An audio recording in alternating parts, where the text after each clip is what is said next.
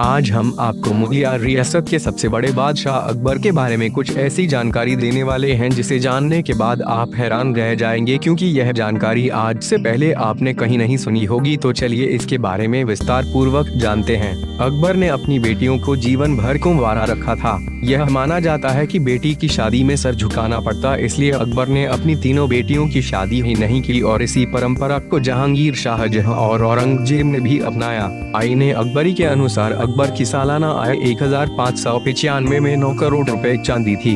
अकबर की पत्नियों के हरम में किसी भी पुरुष का प्रवेश वर्जित था। उनकी पत्नियों की सुरक्षा किन्नरों के द्वारा की जाती थी। अकबर ने अपनी पूरी जिंदगी गंगा जल पिया। उन्होंने यह गंगा जल 10 फीट ऊंची सुराही में रखवाया था। यह सुराही आज भी पिछले 500 सालों से फतेहपुर सीकरी में रखी हुई है, जो कि आगरा में स्थित है। अकबर ने अपने महल फतेहपुर सीकरी में ठंडक की उत्तम व्यवस्था करवाई थी। इसके लिए उन्होंने इन कमरों को पूर्ण रूप से वातानुकूलित करने के लिए व्यवस्था की थी। यह कमरे अभी हाल ही में की गई खुदाई में मिले हैं। आप यह बात जानकर हैरान हो जाएंगे कि अकबर ने अपनी जिंदा रहते ही अपना मकबरा बना दिया था। यह मकबरा सिकंदरा में बनाया गया, लेकिन इसके पूरा होने से पहले ही उनकी मौत हो गई थी। उनके मरने के बाद उनके बेटे जहांगीर ने इसे पूरा करवाया। औरंगजेब हिंदू विरोधी राजा था। उन्हीं की नीतियों से विरोधाभास रखने वाले जाट राजा राजा राम अकबर की कब्र को खुदवाकर उनकी हड्डियां निकलवाई और उन्हें हिंदू रीति रिवाज से दाह संस्कार करवाया था। एक किताब तवारीख-ए-आगरा में इस घटना का जिक्र किया गया है।